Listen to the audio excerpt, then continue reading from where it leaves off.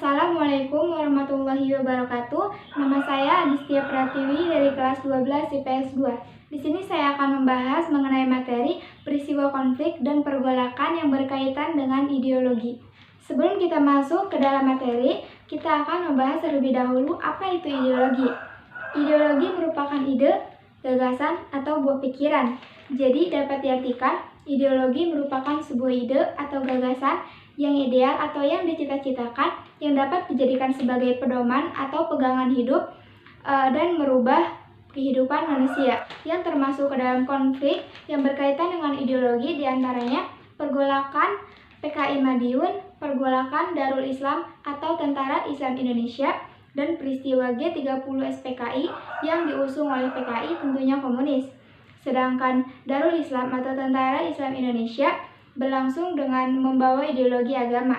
Menurut Halbert Fried, aliran politik besar Indonesia dibagi menjadi 5 macam. Yang pertama, nasionalis radikal yang diwakilkan oleh PNI, Islam yang diwakilkan oleh NU dan Masyumi, komunis yang diwakilkan oleh PKI, sosialis demokrat yang diwakilkan oleh PSI, dan tradisionalis Jawa yang diwakilkan oleh PIR, kelompok teosofis atau kebatinan, dan pemerintahan birokrat atau pamong praja. G30 SPKI merupakan contoh dari pergolakan yang berkaitan dengan ideologi.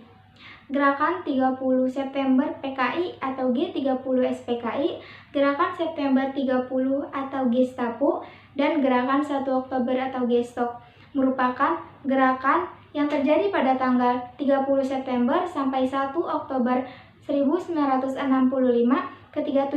ketika 7 perwira militer tinggi Indonesia terbunuh dalam suatu usaha kudeta. Gerakan 30 September merupakan gerakan yang bertujuan untuk menggulingkan pemerintahan Presiden Soekarno dan menjadikan Indonesia sebagai negara komunis.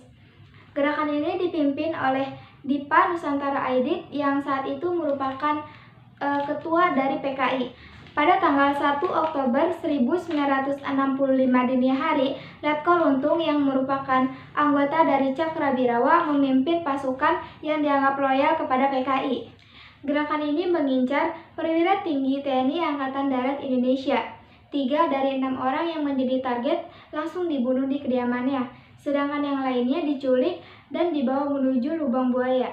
Jenazah ke-7 perwira tinggi TNI Angkatan Darat tersebut ditemukan setelah beberapa hari kemudian. Ke-6 perwira tinggi TNI Angkatan Darat yang menjadi korban dalam peristiwa ini adalah Letnan Jenderal Anumerta Ahmadiyani, Mayor Jenderal Raden Suprapto, Mayor Jenderal Siswondo Parman, Mayor Jenderal Mas Tirto Darmo Haryono, Brigadir Jenderal Donald Ishak Panjaitan, dan Brigadir Jenderal Sutoyo Siswadiharjo.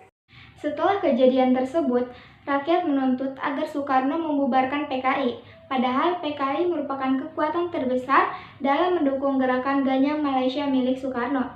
Soekarno kemudian memerintahkan Mayor Jenderal Soeharto untuk membersihkan unsur pemerintahan dari pengaruh PKI.